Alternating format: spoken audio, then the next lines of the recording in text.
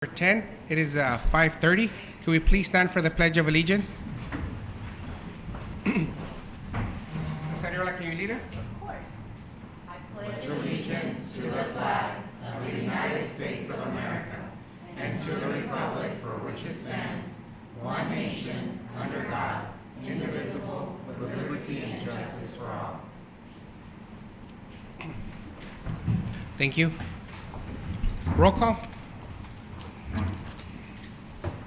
Juan Castillo, President. Present. Lorena Delgadillo, Clerk. Present. Christina Clark, Member. Present. Laura Torres, Member. She did send me a message that she wasn't going to be able to make it. And Lisa Arreola, Member. Present. Thank you, Mary. Moving on to, do we have any comments from the audience?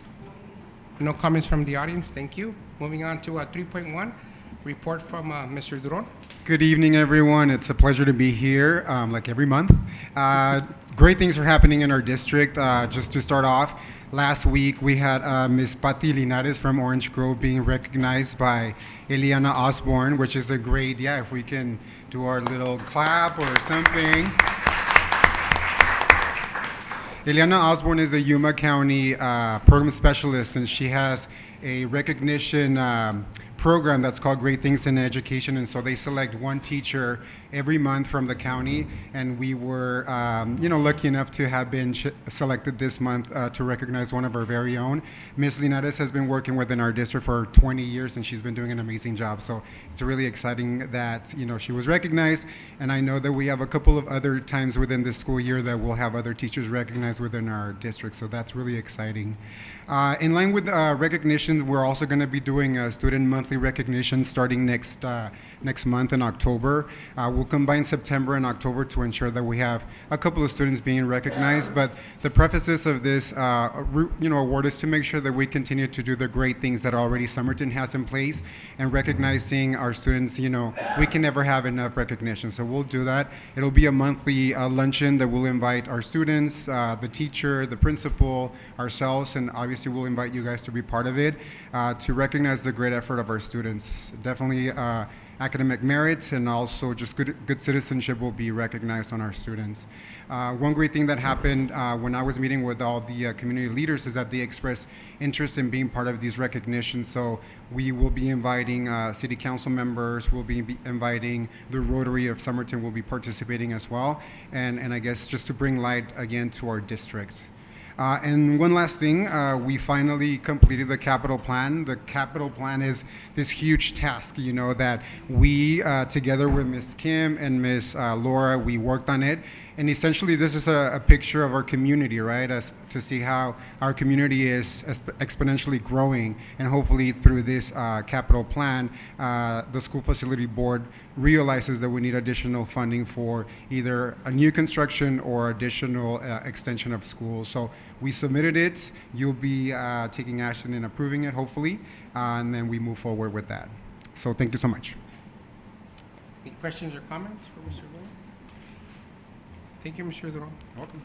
Moving on to 3.2, report from Ms. A. Hey, good evening, everyone.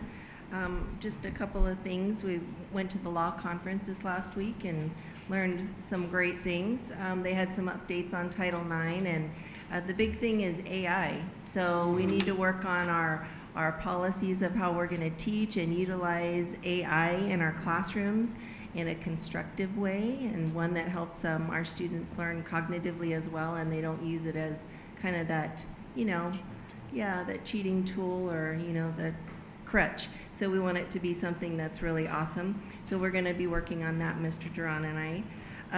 Also, I wanted to announce 21st Century launched this week.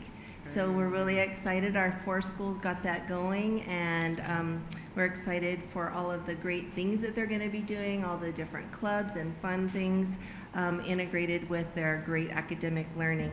And I do want to give special kudos.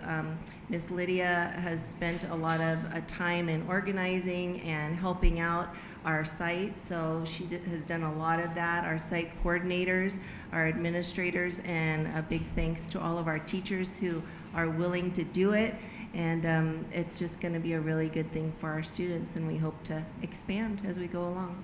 Any questions?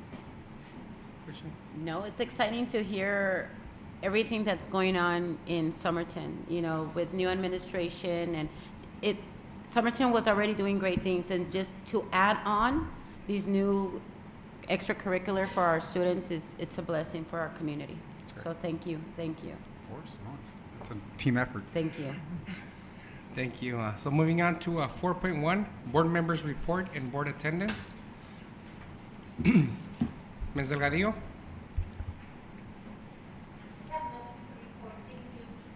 Thank you. Ms. Ariola? No. No? No. Ms. Clark?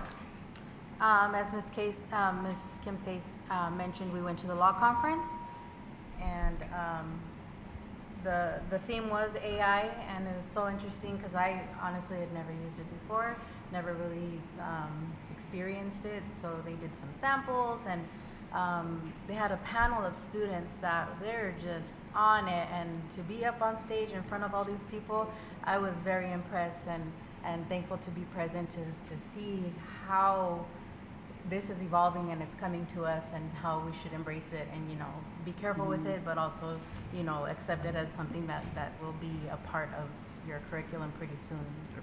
Other than that, the delegate assembly also attended on Saturday. My partner here, president, he jumped in for me for a little bit. I had a little fender bender, not me, but something that happened, so I had to take care of that, and I'm thankful that my partner here was able to help me out.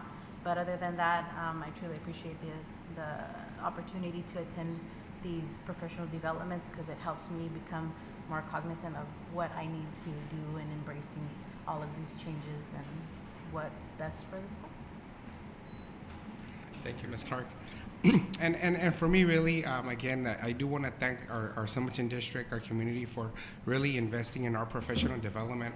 I think, you know, we that went, I mean, we get a reminder of our roles and responsibilities and what's new, you know, what's out there. Like Mesei said, AI is really the new thing, and I think it's important for us to you know, teach our students that proper etiquette on how to properly use it and see it as a tool.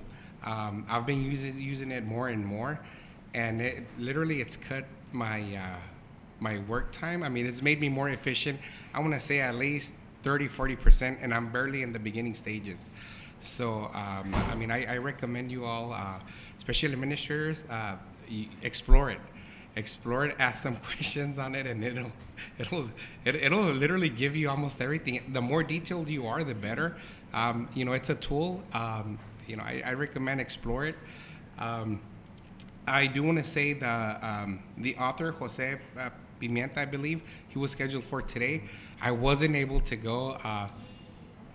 He canceled. Oh, he. It was canceled by the superintendent. County. Oh, okay. I had it on my calendar wanting I know he was going to be at Orange Grove and ELC, right? And I you know, I had it on my schedule, so I mean, I was going to ask how it went, but so other than that, I mean, I think you know, like Ms. Clark said, I mean, we had that delegate assembly and everything. It was it's great. We get an opportunity to vote on critical issues and topics that we provide our lobbyists, and they take it to the legislators, and you know, they advocate for us, and you know, we do what we can. We always advocate for, you know, funding for it to be at the national level. You know, that's always the number one priority. I think it's been there for at least the last 8 years that I've been there. So that's still the number one. You know, we hear you all. We hear your needs. We're advocating for that. We let our lobbyists know. But then there's only so much that can be done. So other than that, I mean, that's all I have. So moving on to 5.1, Ms. Fermanes, Director of Instructional Service.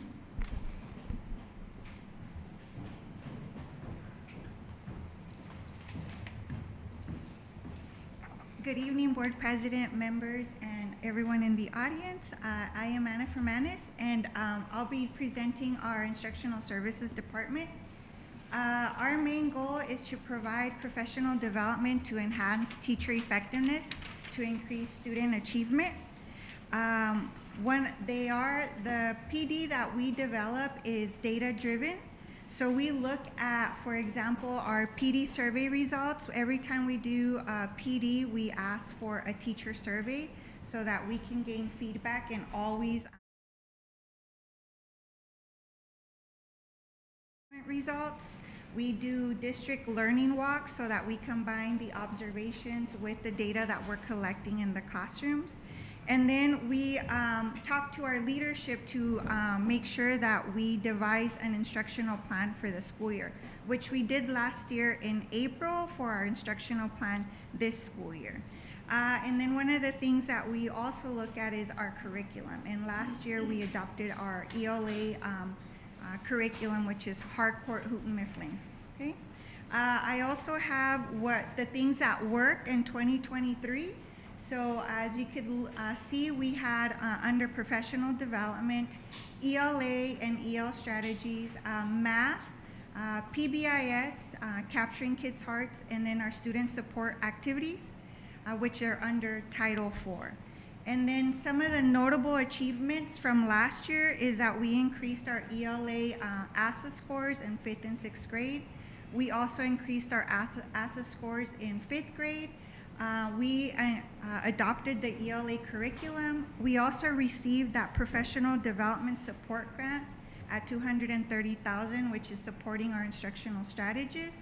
And then we expanded our support services for student, which is under Title IV, which is very similar to 21st century, but it's awesome that we have 21st century now. One of the other things that we look at is our what we're going to do for this year. So based on all our data analysis, what worked, our achievements, and some of the things that we need to work on, under professional development, we're going to ensure that we support the instructional strategists in their new roles. Make sure that we support our interventions and implementation of effective training. We're going to also focus on ELA and EL and differentiated trainings mainly for those, which are included in the ELA, math, and science. We also do training on our PBIS, which is really aligned to our multi-tiered system. And then one of our key focus this year is capturing kids' hearts, which really works with student engagement. And then also expanding our support activities for the schools that did not receive our 21st century grant. So the action plan that we have for this year really focuses on our new teacher training, district-wide training, and then our support services. So for new teacher training, we had NTI, which is 5 days of teacher training, and then one of the days that they spent on campus with their principals, just new teachers without returning teachers. And then we follow up with our teachers. We do what we call a teacher academy, which is once every quarter for year 1 teachers, right? So those who started this year, year 2 teachers, those who started last year, and then year 3 teachers. And we follow along and provide support in areas of need. And we also focus on book studies, right? So like this year is about classroom management. We also do check-ins as needed, and we work in alignment with the instructional strategists and principals, and then follow up as needed. So all of that is based on what principals and strategists are asking for us to do. Then we have the district-wide trainings. And so this year we have monthly district-wide trainings. One of those a month are site focused. So each site designs their own training, usually aligned with the district focus or any need that they need on campus, but all of the sites do that training on the same day. It could be different areas of focus. We also have a strategist trainer of trainers, and that means like whatever the district focus is for that month, we make sure that the strategists have a plan and the resources that they need to train the teachers. For this month, for example, we're focusing on writing, And we're going to try to do that for the first semester and then move on to science, which is one of the things that we determined are areas of need last year when we analyzed all of our data. We also do quarterly data digs, formerly known as our collaboratives. This year, our sites will be leading those, and they'll be focusing on their quarterly assessments. So, for example, if they have the curriculum assessments and any Galileo information that they have.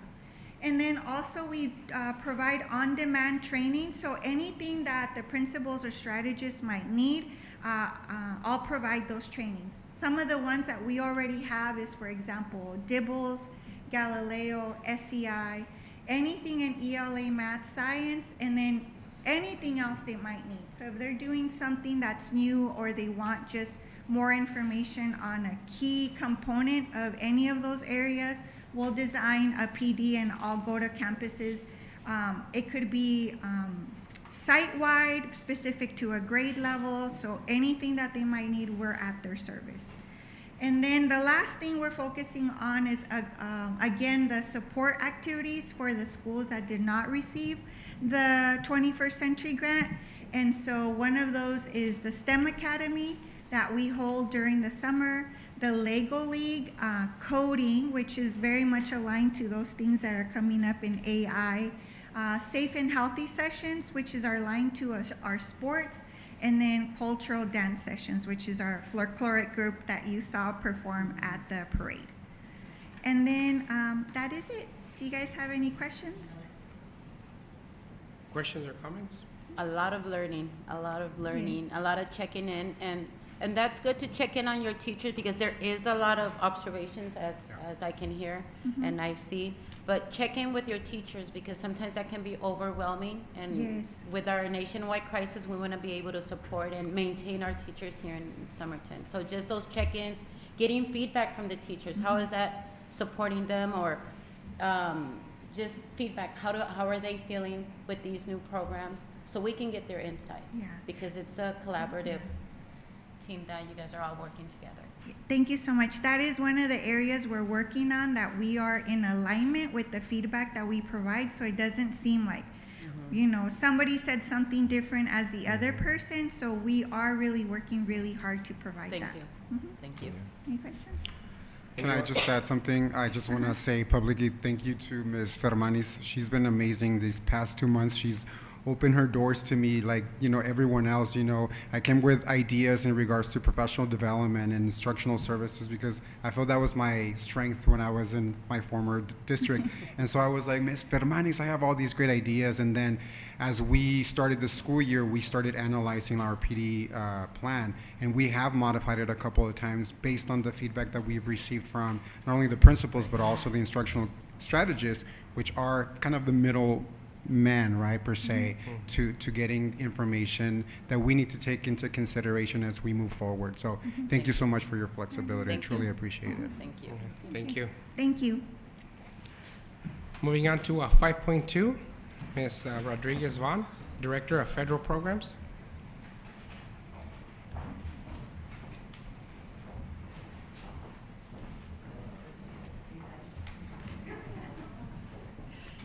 Good afternoon. Good afternoon. Yeah. Board President, members of the board, and colleagues, thank you for having me. Really excited.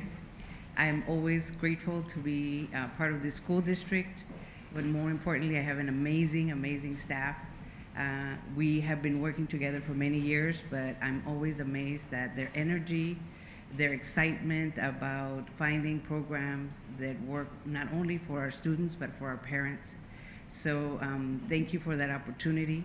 I have already provided you with a report on, you know, the most basic information of the programs we offer through federal programs. And then I'll just have the ladies introduce themselves and share more about our migrant program. Thank you.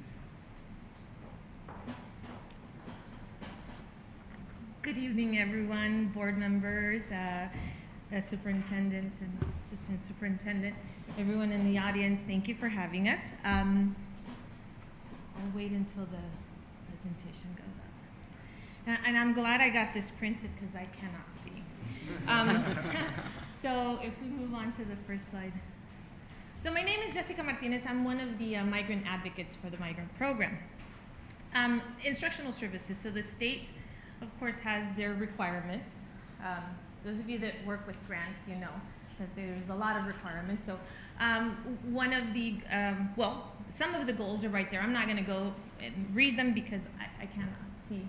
But it's academic services. So we are asked by the state to provide services in reading and mathematics to 25% of our migrant students. Okay, that's one of the goals.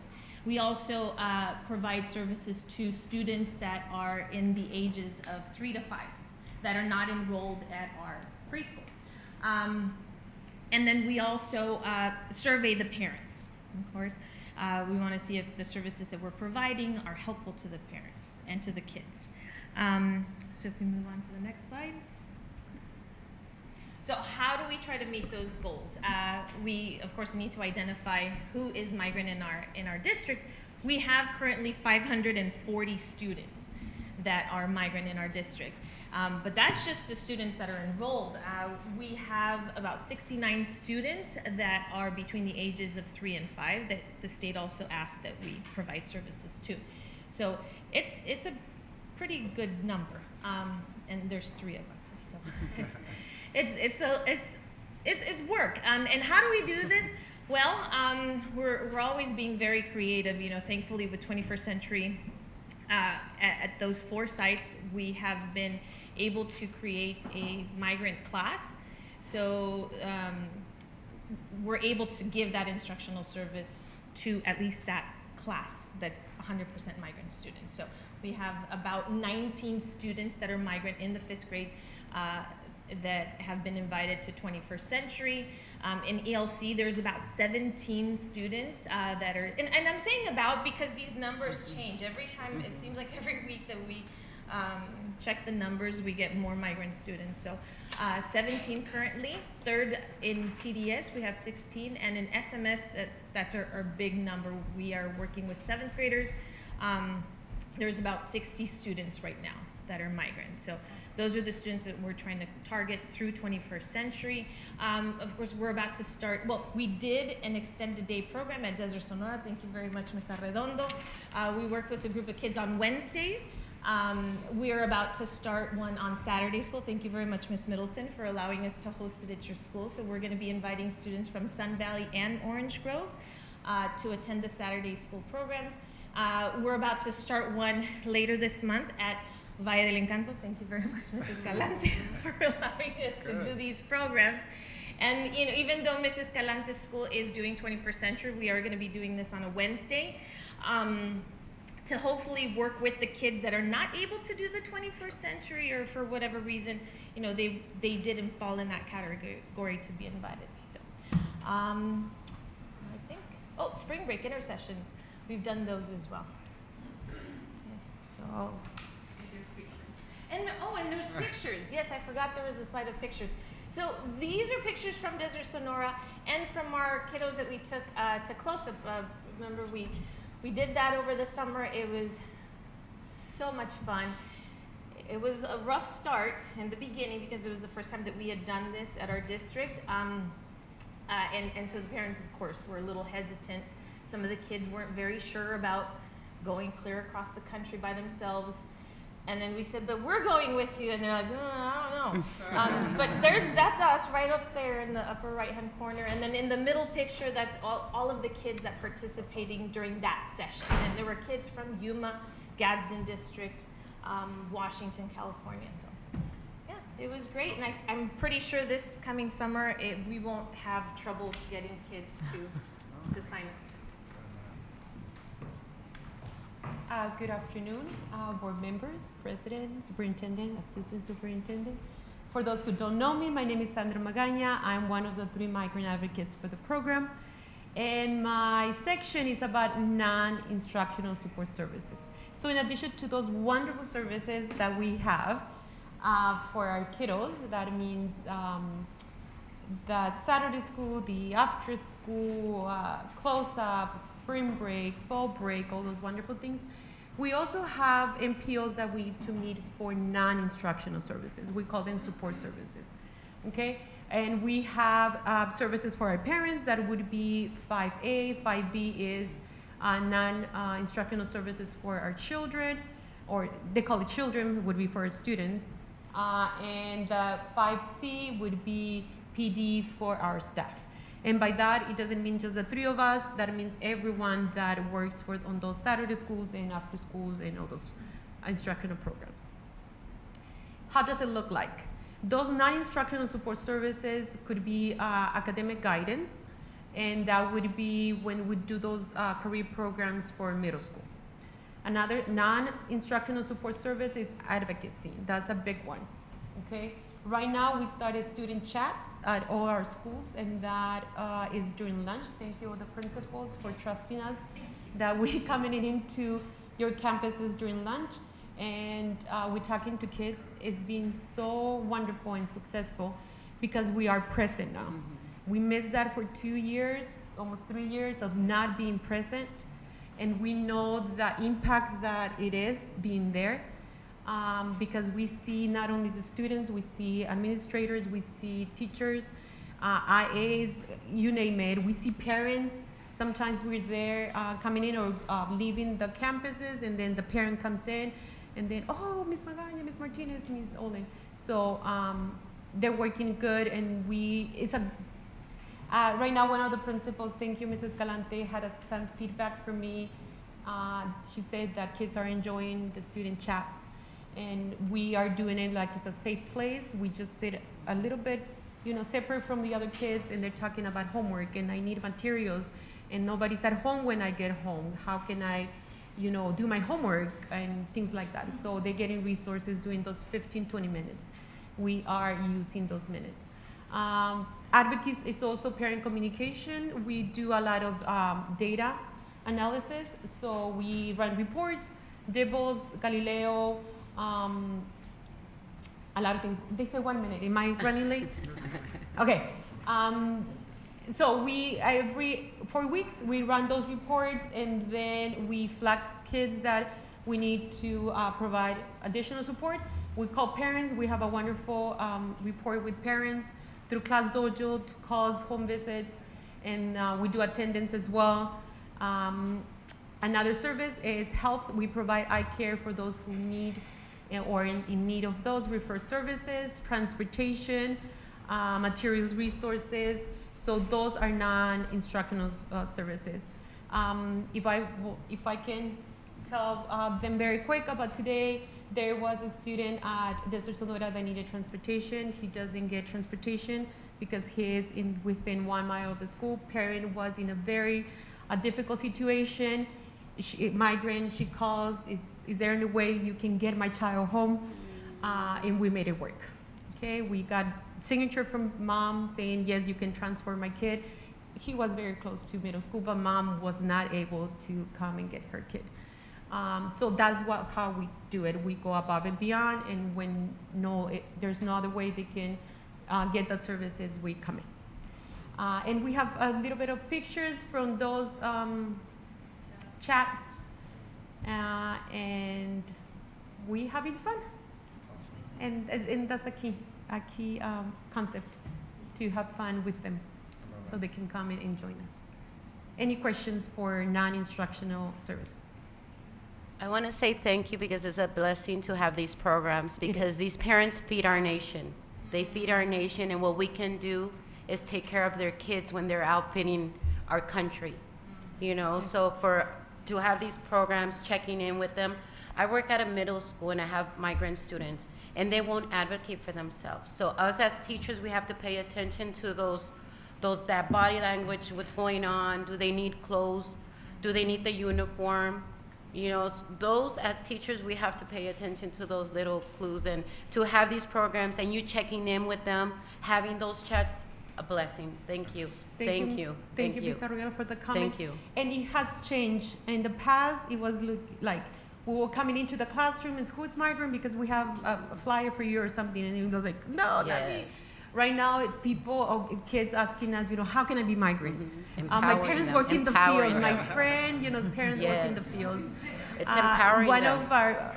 One of my students at this ELC came in today and said, you know what, I'm migrant. Really? And I looked him up in Power School. He was not flagged as migrant, and he says, yes, my parents went and signed yesterday. So I went to the state database, and yes, for sure, he is migrant, starting yesterday. So Because he they're said, yes, you can advocating join me. for themselves at such a young age. That's beautiful. Thank you. And they Thank want to you. be part of it. Thank you. Thank you. Thank you. Good afternoon, board members, or superintendent, vice superintendent, and all the audience. Thank you for receiving us and listen. As you can see, we are very passionate about this program. And I want to talk a little bit about the third, but one of very important elements of our program is the family engagement. We want to think that family engagement is that connection that we do with the migrant families between the resource and everything that is in the community. We want to think that we are that bridge between parents, school, and the community. And we empower our parents to be participating in this. We do a lot of activities. One of the first ones is we need to select a group of parents that we call PAC, Parent Advisory Council. This is very similar to what it is the PTOs and the school regulars, and the regular schools, I mean. And once that we select our PAC, we have the impact, is the Migratory Parent Advisory Council. These are 4 minimum meetings that we have during the school year with parents that are part of the migrant program. And in the way that I can explain the connection that we had with parents, last week we have our scheduled meeting on Thursday for 5:30 at TDS. Thank you to Ms. Sullivan and Ms. Felix that they help a lot to planning and have everything setting. So at 4:30 we receive a message, there is not gonna be electricity in the schools, you know? So we say, okay, let's go and plan B. And I'm so proud of my team because in less than 30 minutes, we found a new venue. We did it in the PD. And some of our principals were there because they were invited to present about 21st century. And they saw and they feel the energy of the parents. There was a full room of parents and kids that for us is like our extended family.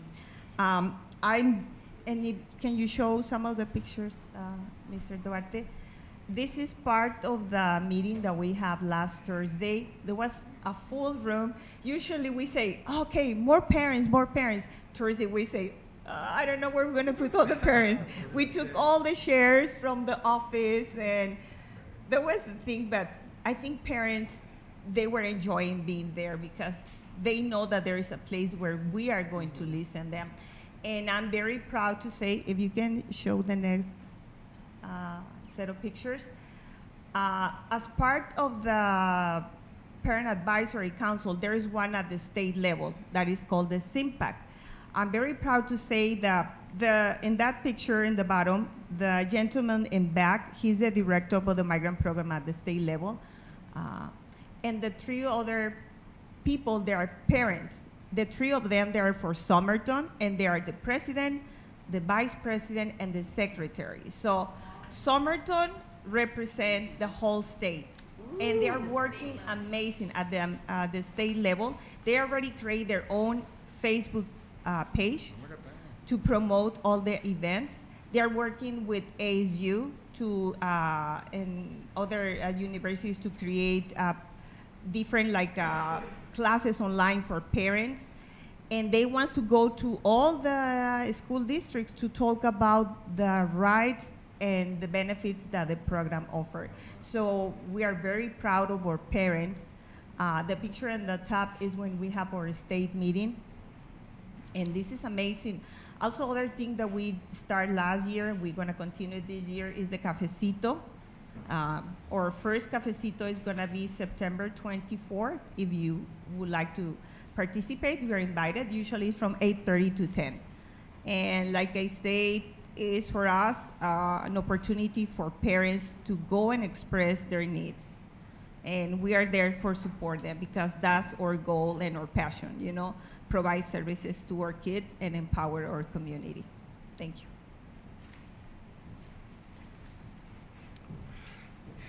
Any That's all we have. questions or We do not have comments? questions. Very empowering to hear everything that's going on with the migrant program. Thank you for all your hard work, ladies. I know it's not easy. Thank you for working with our migrant parents. Appreciate it. Thank you. So moving on to 5.3, Mr. Cano, Director of Food Services.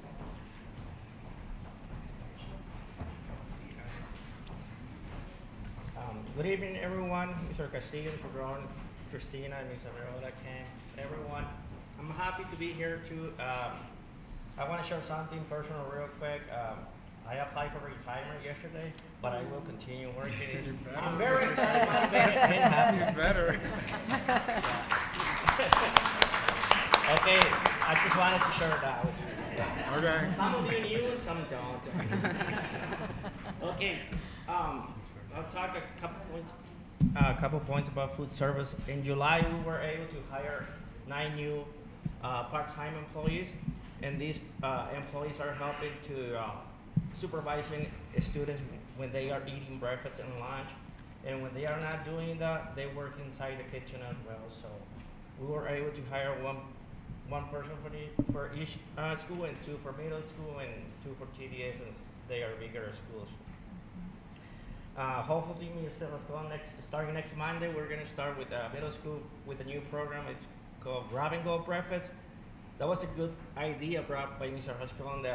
The students that Maria drops in the bus on gate number 2 are able to get a breakfast, because the majority of those students don't go to the cafeteria, they just go to the playground. And so we're gonna start on Monday for sure.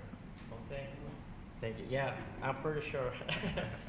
And also, food service was able to purchase a new van because we are growing, and in the summer we provide meals to the Cocopa Cultural Center and the Yuma County Housing Department, better known as Campo Amarillo. So next year we're gonna we're gonna provide meals to a new site that is called Somerton Youth Center. So definitely that's why we needed to purchase a new van. And also, like, if we needed to transport supplies from here to Sun Valley for some reason, you know, the van will be used for that purpose too as well. 2 weeks ago, the health inspector from the Yuma County Health Department came, and they conduct the health inspections for all the schools, and all the schools, all 7 schools, got an excellent rating. Okay. And they have to do 2 inspections at least each year. Even the health inspector tells me they like to come to our schools because our kids are very clean and organized. So that's a good thing from us to hear. I know that the school district is going to require all the employees to do some mandated training, but also ADE requires all the food service employees to do some training. For example, we just did one on civil rights, and we're going to start a new one on Nutrition 101, which is an 8-hour training. And it talks about nutrition in general, a lot of things. So the food service employees have to complete 6 hours of training a year, the managers 10, and myself 12 hours. And the last but not least, you know, we are adding little by little more fruits and veggies to the student salad bar. Tomorrow we're gonna get strawberries and grapes, and the students love those. We are also adding next week pears and cucumbers and bananas in the morning as well. So I'm just trying to expose them to more fruits and veggies besides what we already offer. We offer quite a few things, but those are just new items. And besides that, that's all I have for you guys. If you have any questions. Questions or comments? It's just good news to hear that veggies are going to be introduced and not having a lot of artificial sugar, because in school as teachers we get the ripple effects of all this sugar in the morning. So that's a good sign. Thank you. Thank you, Mr. Gano. Okay, thank you. So moving on to consent agenda. Does any board member wish to pull something from consent agenda or have a question? No. No? I need a motion. So moved. Motion was made by Ms. Clark, Second? second by Ms. Ariola. All those in favor say aye. Aye. Aye. Anyone opposed? Motion carries. Moving on to 7.1, discussion and possible action to approve the first reading of policy JICJ. We currently don't have a policy on students' use of digital communication or electronic devices, so this would be your first reading. We're recommending for your guys to do the first reading.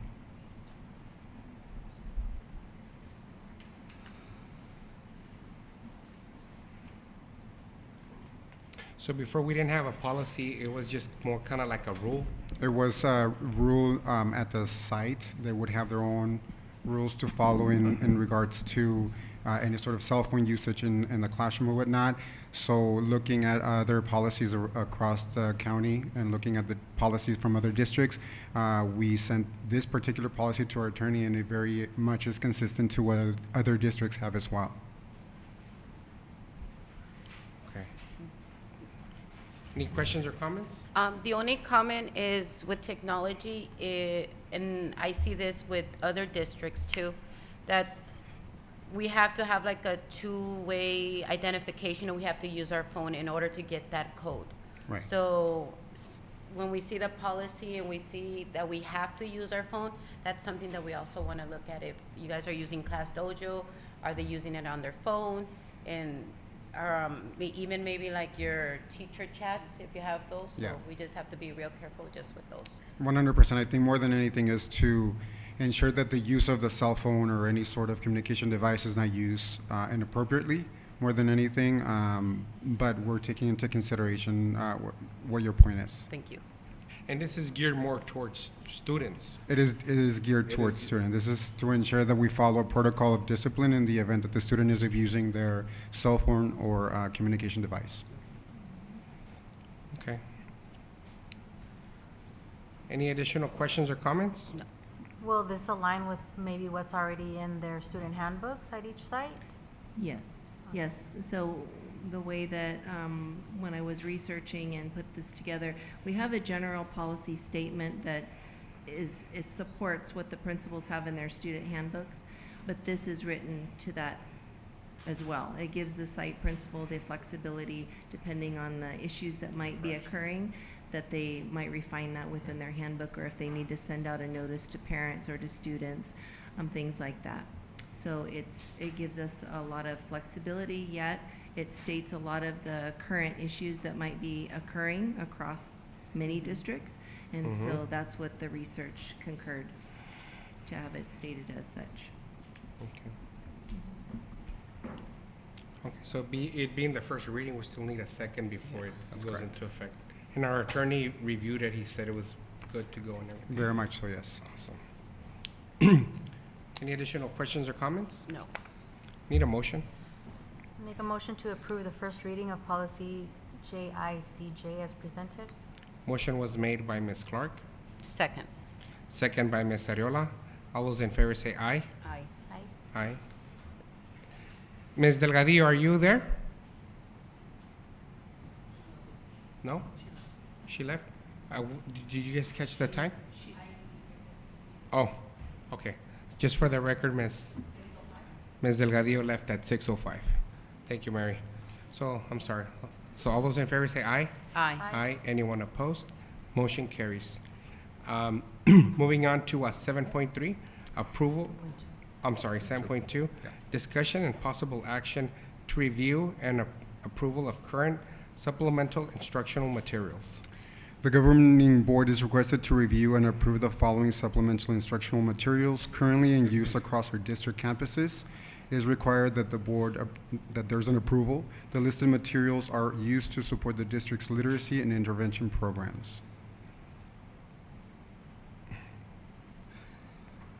And this is something that's already being used, right? It is correct. I don't recall approving something like this last year. Did we approve it last year? or- No, we haven't approved supplemental materials before. We've approved the adoption of larger curriculum. And so in the policy and law, we're supposed to be doing that. So what we wanted to do is bring forward the supplemental materials. That way, you know, we might have it on a few sites, but not all. Should they want to purchase IXL at a different site, Right. they could do that because it's already board approved.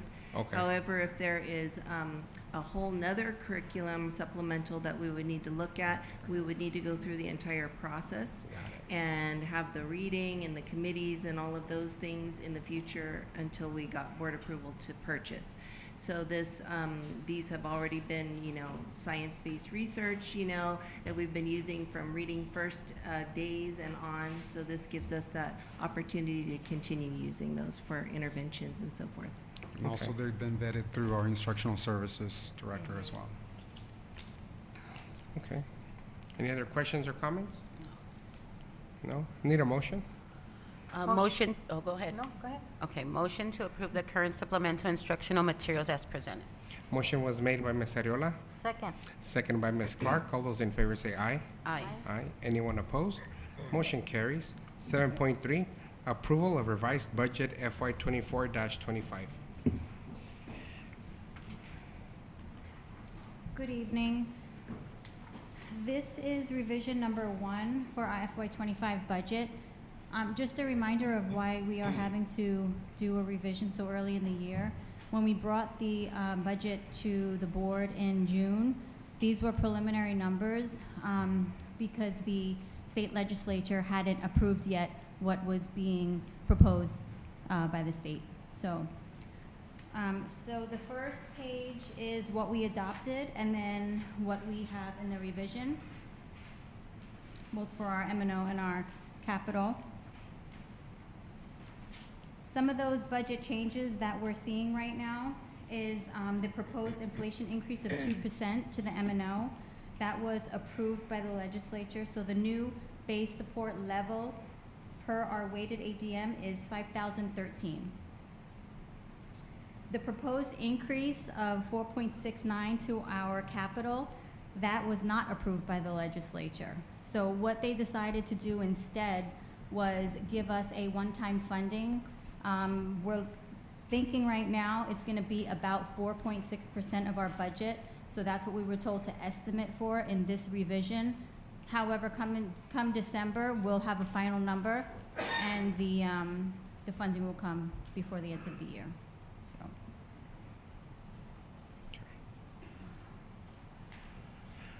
Questions or comments? And so moving on to the M&O portion of it, what are some of the changes that affected the new number is the increase in our base level support. We aren't projecting any increase in our ADM numbers, so this is what we estimate we're gonna have for the rest of the year. If we do get increases somewhere, the state will adjust for that. And then the other thing that affected it was our carryover. We estimated a little higher than what our carryover is, but that's also because when we bring it to you in June, we still have the whole rest of June, July, and August, which is our encumbrance period, to finish paying all of our district expenses. And so this is what we came in at now, which we are still at the recommended over 4% of our budget as carryover, so we're still good. Okay. So we're at 4% for carryover, right? Yeah, so currently that number is 4.4%, which is the least amount that they recommend for us to carry over, is 4%. And so for our DAA amounts, some of the changes that affected this is our base level funding, it always goes by the previous ADM numbers, unweighted previous numbers, so that amount will stay the same for the whole entire year. It's an unweighted ADM, and we get $549.45 per ADM. We did account for the one-time funding, which came in at about $71,000. And then we had to adjust for interest and actual expenditures as well, and the budget carry forward. So all of those numbers gave you what your revised numbers are. Any questions? No? No. And then these going. are just reminders, nothing else has changed, but this is reminders of what our district tax rates are for the new year. Then we have a primary tax rate breakdown. That's how we get those numbers. And then we are still moving forward with our adjacent ways project, and those are the numbers that we still have as far as what we have asked for, what we levied for, and what the cost of that project is gonna cost us.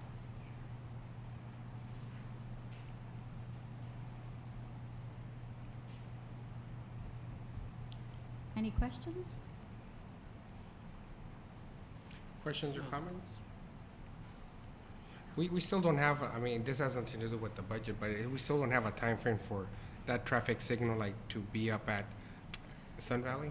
We don't, we're waiting right now for the final, for them to finalize the paperwork of the State Land Trust. We have a little bit of information. I've been working with Martin on it.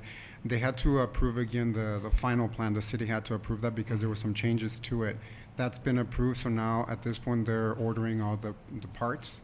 And so to create a timeline, we're waiting on those parts to be delivered so that we start figuring out by when this project would be completed.